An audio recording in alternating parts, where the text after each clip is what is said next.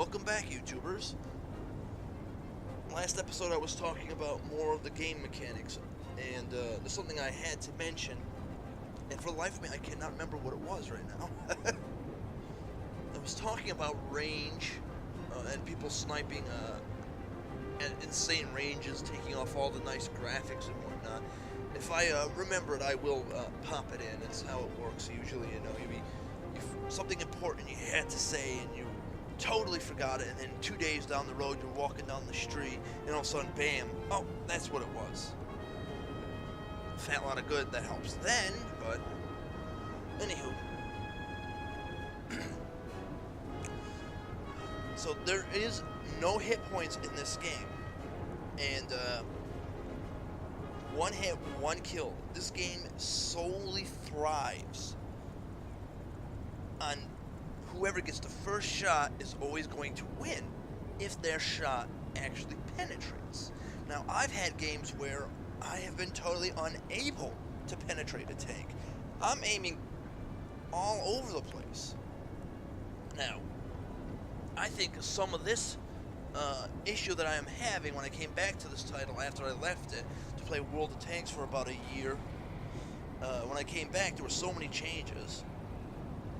And one thing I noticed was the gameplay completely changed. A lot of people might view this as like World of Tanks, you know, oh, well, I'll shoot the engine or shoot the tracks. Those are only a way to a means of killing. If you don't kill with the first shot, you're doing it wrong.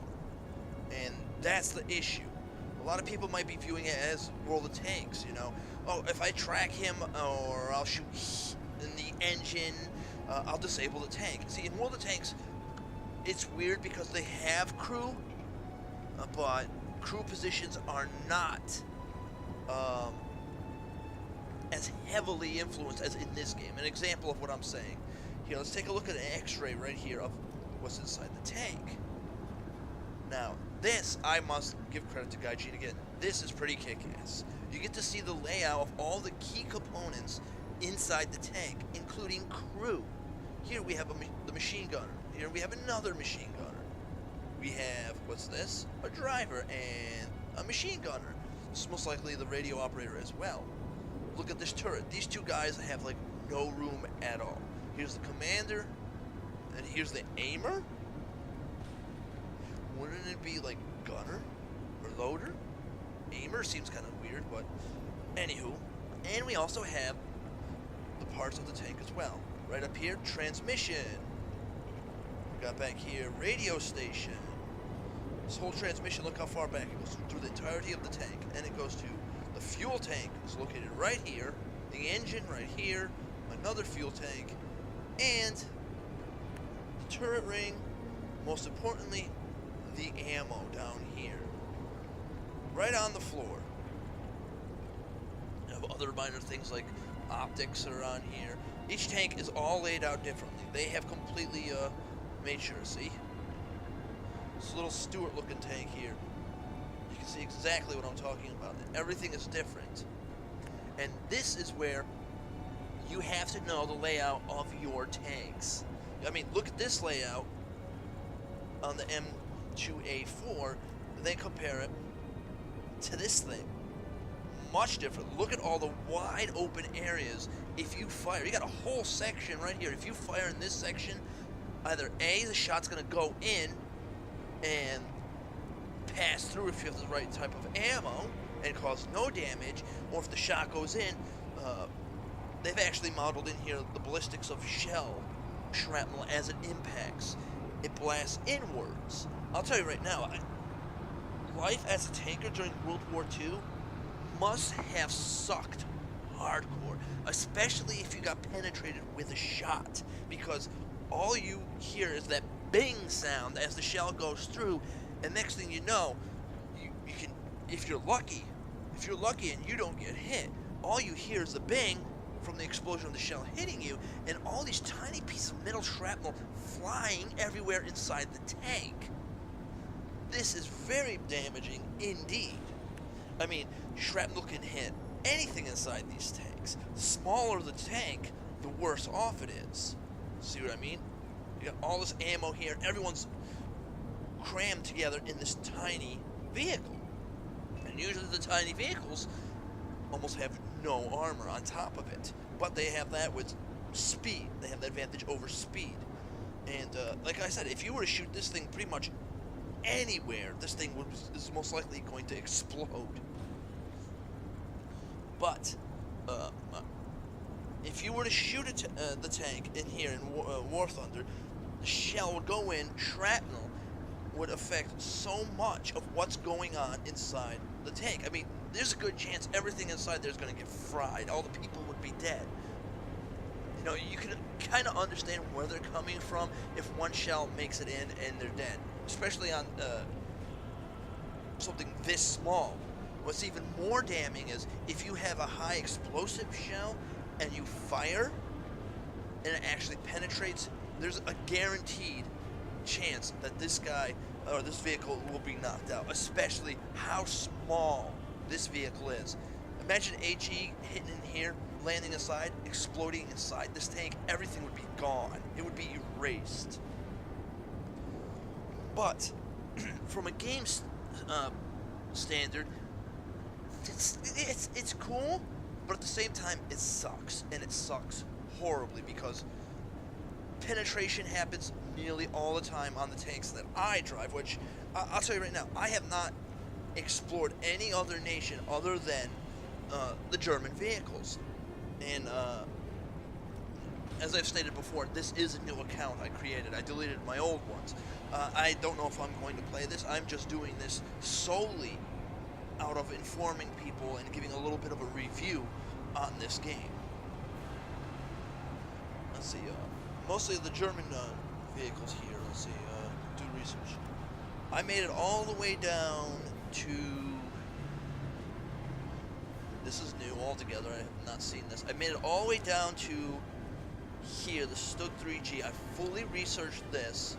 The Dicker Max, yes. The Tiger 1 H1, yes. The Panzer 4G, the Verbal Vin, the Jagdpanzer 4. I researched all of these, but could not afford to buy any of these. And I could play 15 games straight, and I still could not afford to buy any of this stuff. And, I don't know what else to say other than, damn. But I'm going to get more into that in a little bit.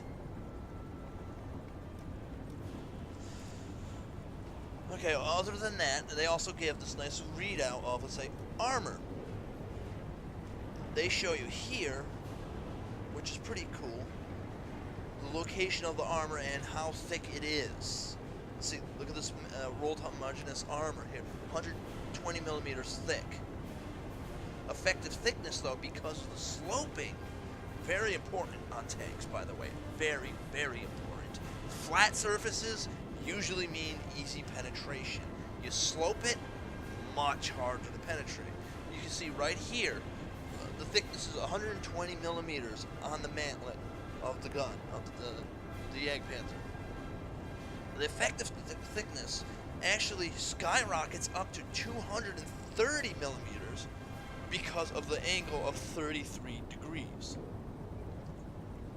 Now, if we were to take that and put it here, see the difference? The side armor is not as thick as it is here. It's 80 here, 50 here. But the angle is not as great as it is here. And you only get 50.3. Yes, they had to throw the 0.3 into it. Go figure.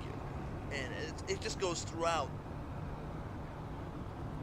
See, it just becomes less and less.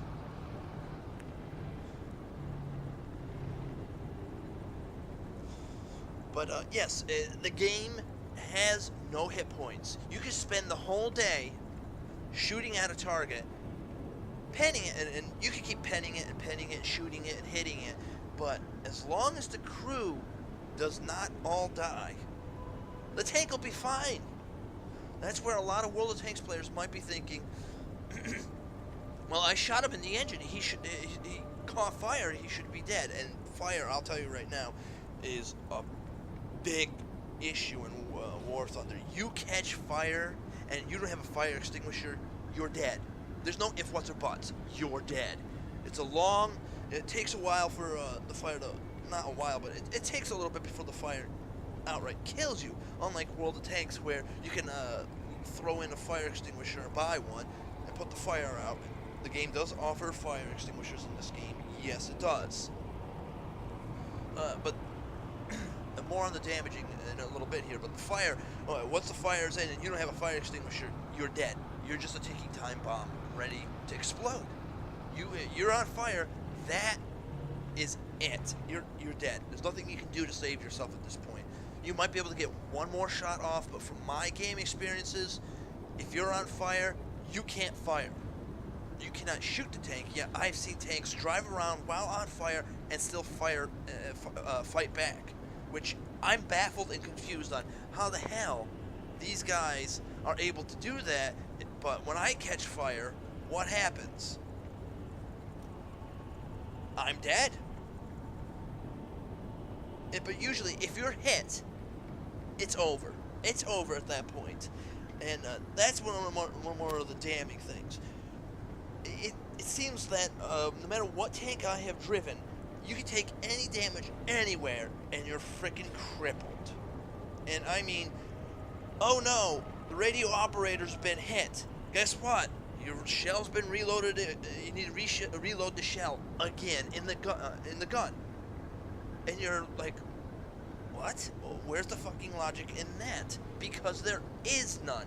I have been put on fire, but from one hit, I had a fire extinguisher. I'll extinguish the fire.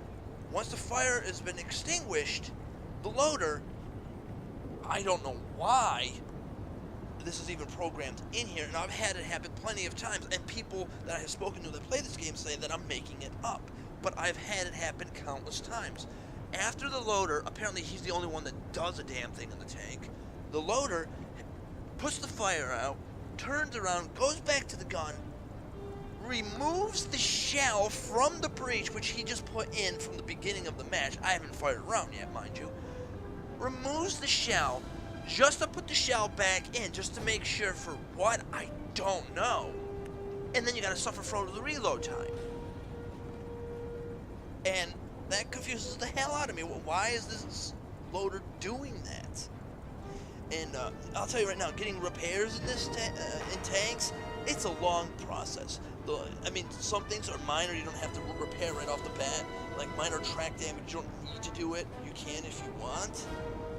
And, oh my god, sometimes the game doesn't make a lick of sense. You get hit, let's say the radio operator, bites the dust, the bow machine gunner. Guess what? Main gun can't fire, can't drive.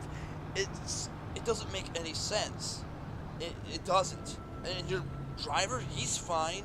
Your loader and gunner, he's fine. Commanders, he's fine. And sometimes also if you catch fire, I've noticed this, you are totally immobilized. You can't fire, you can't do anything. It's like everyone in the tank just stops and stares at the fire while one person puts the fire out. You can't shoot a machine gun, you can't shoot the main gun, which by the way, it's really kick-ass that there are machine gun options to be fired here. You know, that's cool. That's cool. That's another thing that's really cool. But effectively, it's not going to be too damaging to a tank if you're shooting them with a machine gun. I mean, let's be realistic. But there's a reason why there's machine guns on the tanks, and I'll be getting into that a little bit here as well. But yeah, the game, I don't know, it just